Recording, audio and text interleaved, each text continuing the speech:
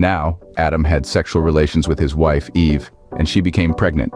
When she gave birth to Cain, she said, "With the Lord's help, I have produced a man." Later, she gave birth to his brother and named him Abel. When they grew up, Abel became a shepherd, while Cain cultivated the ground.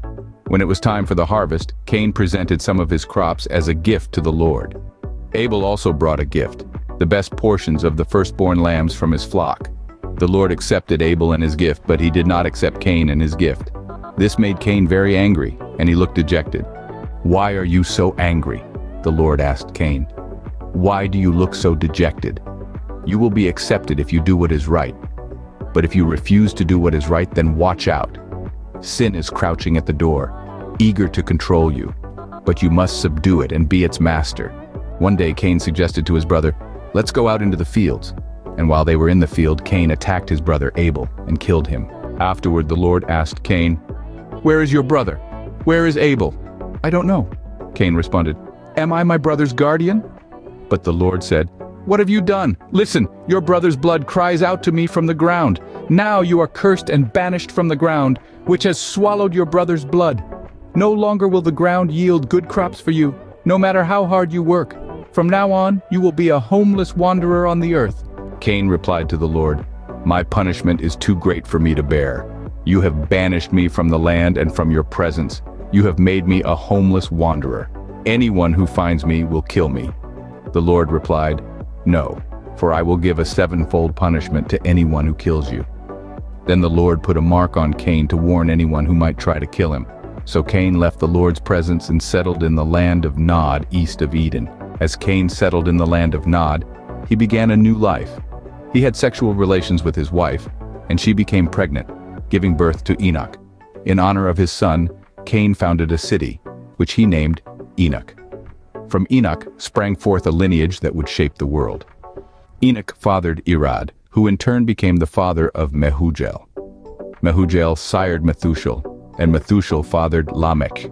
Lamech, unlike his forefathers, took two wives. The first was named Ada, and the second was Zillah. Ada gave birth to Jabal, the first of those to raise livestock and live in tents. His brother Jubal was the first to play the harp and flute, introducing music into the world. Zillah, Lamech's other wife, gave birth to a son named Tubal-Cain. Tubal-Cain became an expert in forging tools of bronze and iron, marking the birth of craftsmanship. He also had a sister named Naamah. One day, Lamech made a startling confession to his wives, Ada and Zillah. He admitted to killing a man who attacked him. Following the birth of civilization, the curse of Cain seemed to amplify. As generations passed, the curse was no longer confined to Cain alone. His descendant Lamech stood before his wives, Ada and Zillah, and declared, "If Cain, who killed out of envy, was to be avenged sevenfold, then Lamech, who killed in self-defense, shall be avenged 77-fold." This declaration marked a significant escalation of the curse, a chilling testament to the continuing influence of Cain's original sin. The curse, it seemed, was not only a punishment but also a prophecy, a dire warning of the consequences of shedding innocent blood. Adam and Eve, still reeling from the loss of their son Abel and the curse of their other son Cain, found solace in each other's arms. Eve conceived once again and gave birth to another son. They named him Seth, meaning granted.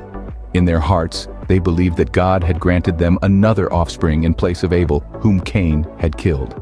Seth grew under the watchful eyes of his parents, carrying the weight of their hopes and dreams. In time, he too became a father, welcoming a son named Enosh into the world. It was during these times, with the birth of Enosh, that a significant shift occurred. People began to call upon the name of the Lord in their worship, acknowledging his divine providence and seeking his guidance.